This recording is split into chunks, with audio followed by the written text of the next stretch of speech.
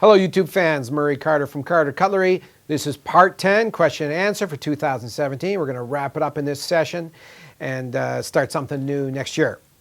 Okay, question number 1. Have you ever made a non-laminated blade? Most of my blades, almost all of my blades, are laminated with at least 2 different types of steel, usually the combination of soft and hard. But recently I had a small piece of 1095 carbon steel that was left over from our collaborative project with Bridgetown Forge, Arnon, where we're making the Clever Cleaver. And so I think I made a small little, like a nick knife, little utility knife out of that 1095 steel and treated it like it was laminated steel and water quenched it, cold forged it and water quenched and so on. And so I'm pretty excited to see how that thing turns out. I've actually quenched it and sharpened it and polished it and put an edge on it, and it looked pretty good. The downside to that blade is it'll actually have quite a bit of linear strength from side to side, stronger than a laminated blade, but it is going to be more difficult to sharpen that blade on the secondary edge because the whole secondary edge is hardened steel. Okay, Hitachi and some other Japanese companies make amazing tool steels. Why do you think it is that bladesmithing in Japan tends to focus on similar low alloy steels versus here in the West where high alloy steels have become so popular? That's a great question. So I like to say that technology can put a probe on Mars, but they can't come up with anything more practical than making blades out of simple, low alloy, straight carbon steel. There's just something about cost, availability, ease of machinability, ease of forging, ease of maintenance for the customer, cutting performance, performance versus expectation versus price.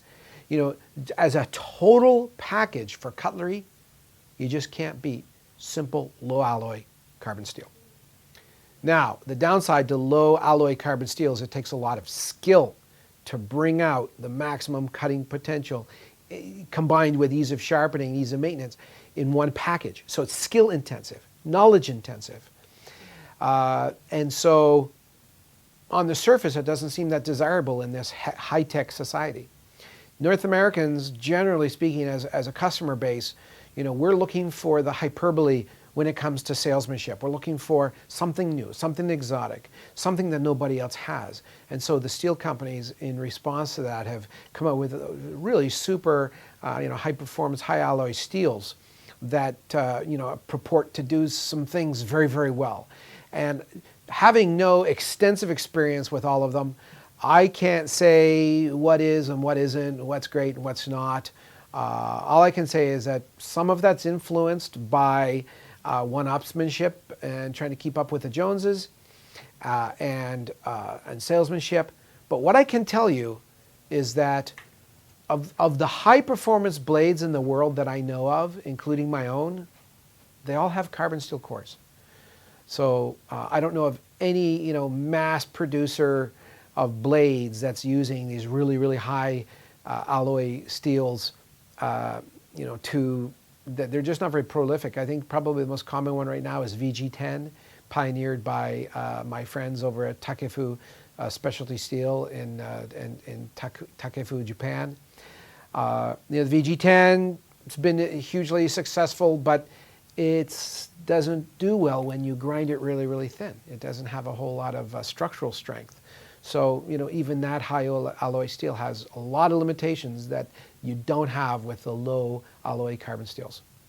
If you're a bladesmith, believe me, you can make a wonderful living forging high performance knives out of a low alloy, high carbon, simple steel if you master the process and put all of your heart and soul and dedication into that.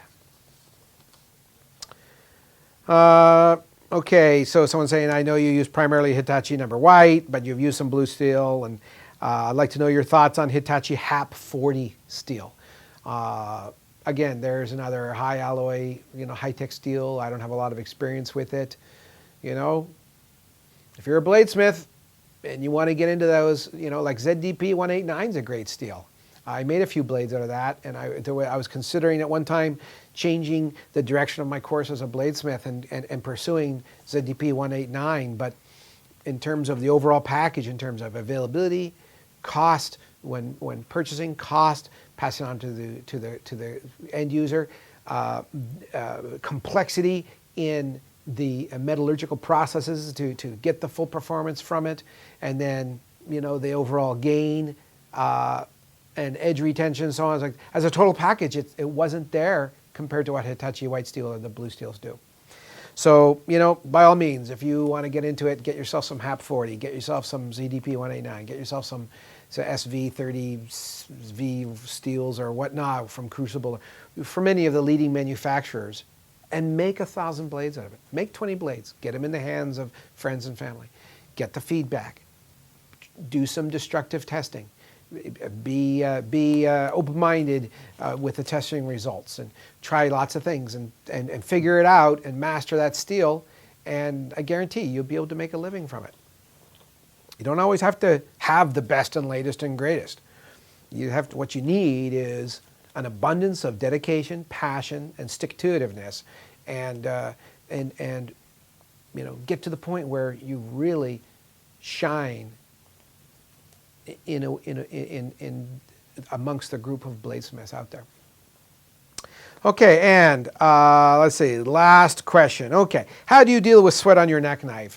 This guy's saying that he uses his neck knife all the time, and he sweats, on his neck knives here you can see, and his rivets are getting all corroded, and his knife gets rusty inside the sheath and so on. And yes, that will happen if you wear a carbon steel cord blade against your body with all the moisture. You just got to maintain it. It'd be like if you wore any piece of metallic, if you had metal objects in your pockets and you sweat a lot. You've got to do what those materials require. Dry them off, oil them up, shine them up, polish them up, make sure everything's working the way it's supposed to. You can't neglect a high-performance tool. Even if it was stainless steel, you can't neglect it. Remember I said even stainless steel blades will pit from one side through to the other, and they'll get dull and you won't know it. So, everything needs to be maintained, including your health, including relationships. Tools are no different. Okay, well, this is Murray Carter. This was part 10, question and answer for 2016.